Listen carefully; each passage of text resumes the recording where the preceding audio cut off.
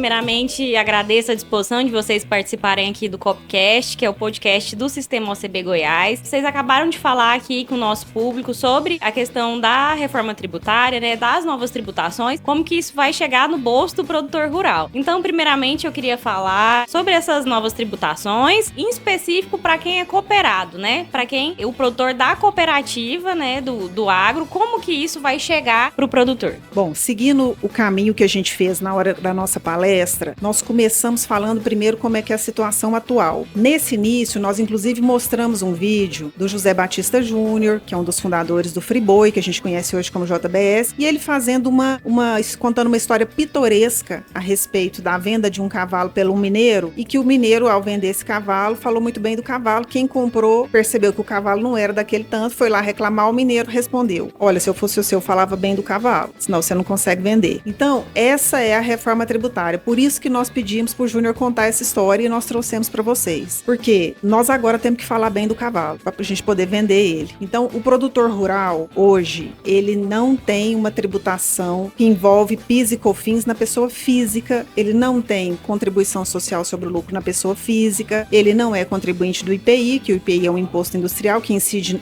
nos insumos. Então, tudo isso vai mudar. A doutora Fernanda vai falar para nós agora o que mudou. Mas é importante saber, hoje, produtor, hoje você não tem a tributação como pessoa física de PIS, COFINS, de contribuição social sobre o lucro. Hoje, como produtor, você tem o famoso ITR, o Fundo Rural, que a gente conhece, que dá um trabalho danado, e o ICMS, que muitas vezes ele é isento nas operações com insumos e produtos primários. Mas isso vai mudar. Por que vai mudar? Porque a reforma tributária aprovada, ela mata 5 tributos: PIS, COFINS, as duas contribuições, o ICMS, o ISS e o IPI parcialmente. PIS e COFINS são duas contribuições que vão virar CBS, Contribuição sobre Bens e Serviços. O ICMS e o ISS serão unidos no IBS, Imposto sobre Bens e Serviços. E a gente precisa lembrar que o ICMS é de competência estadual, o ISS é de competência municipal e agora nós teremos um único imposto de competência supranacional. Essa reforma ela foi pensada, a gente gosta de falar lá em São Paulo,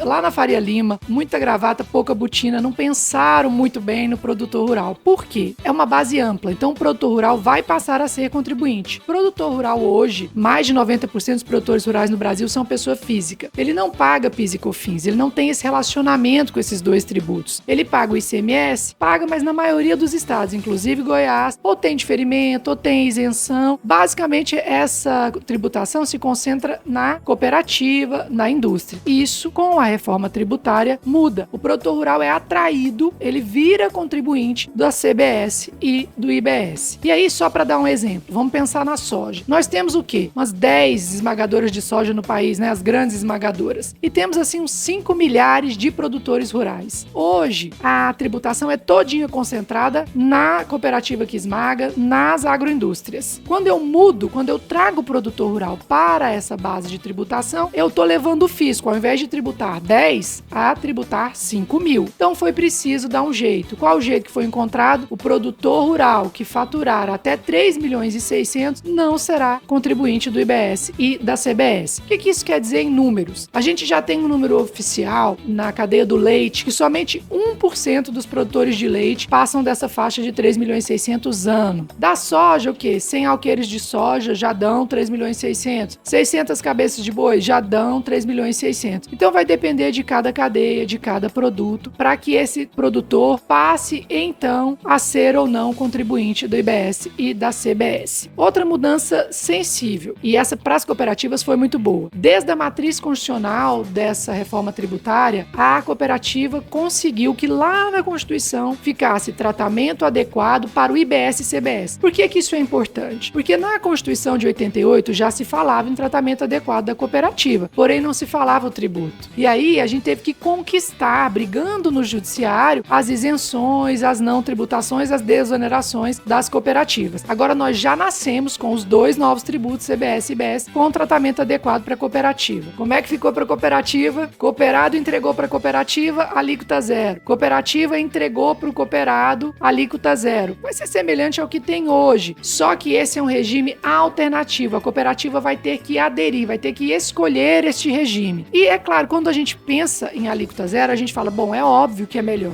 Não é bem assim. Precisa fazer conta. Porque essa reforma tributária, ela tem um princípio. Não cumulatividade plena. Eu tenho crédito de tudo aquilo que eu adquiro. E se eu vendo tributado, pensa, você adquiriu do seu produtor rural zerado. Se você for exportar, imunidade continua na reforma tributária, nos parece que vale a pena, porque você compra zerado, vende zerado, tudo certo. Mas se você for vender no mercado interno, os seus créditos serão menores do que uma agroindústria. Você vai precisar fazer conta. Então, essa reforma tributária precisa conhecer e precisará cada cooperativa, dentro do seu ramo, dentro do seu produto, dentro do destino do seu produto, desde a origem, se o seu produtor rural está dentro do 3.600.000, se o seu produto sai para exportação ou é mercado interno, tudo isso vai ter que ser colocado na ponta do lápis para que você decida se vale a pena ficar no regime alternativo alíquota zero ou no regime regular de tributação de IBS e CBS. O único problema, a gente não sabe a alíquota ainda desses dois tributos, é que fala-se em 28% de alíquota. De toda forma, gente, tem que fazer cálculo. Produtor rural, mais importante, no Brasil, até a sombra da colheitadeira é tributada. Você sozinho é bem sucedido. Você cooperado é estratégico. Por quê? Porque o produtor rural, pessoa física, até o advento dessa reforma tributária, não tinha toda essa tributação. E agora vai ter. Quando que ele não vai ter? Quando ele estiver ligado à cooperativa. Então esse é um bom momento para, se você ainda não está cooperado, torne-se cooperado. Porque a cooperativa vai te proteger de ter que fazer todo esse recolhimento e essa tributação que você vai ter que fazer se você faturar acima de 3.600 anos. E a doutora Fernanda falou sobre a questão da conta, né? Tem que fazer conta, tem que se planejar, tem que pensar. Então, qual que é a dica que vocês dão pro produtor para ele não ser pego de surpresa? Para não chegar lá na frente e ter uma tributação que ele não sabia, ou o contador dele vai chegar lá com a conta e falar, ó, tem que pagar, né? Aí não tem jeito. Qual que é a dica que vocês dão pro produtor, pro cooperado nesse momento para evitar, né, uma surpresa aí na frente? Coçando para falar me contrate, mas eu não posso. O cooperativismo, gente, é muito organizado. A OCB Goiás e a OCB Nacional lutaram muito no Congresso e estão muito a par desse movimento legislativo. Comigo tem 50 anos, mas nesse momento agora de reforma tributária, o sistema cooperativista esteve muito presente e continua. A OCB Goiás tem o Rodada COP, que acontece uma vez por mês. Nós estamos sempre falando da reforma tributária. A OCB Nacional está preparando uma cartilha. Então, a minha dica, já que eu não posso falar me contrate, é fique perto da sua cooperativa. Esteja mesmo ser cooperado, como a Liz Marília já disse. É estratégico nesse momento. Sua cooperativa vai te ajudar nesse momento de mudança, vai te ajudar nessa conta. O sistema cooperativo nunca foi tão importante como agora.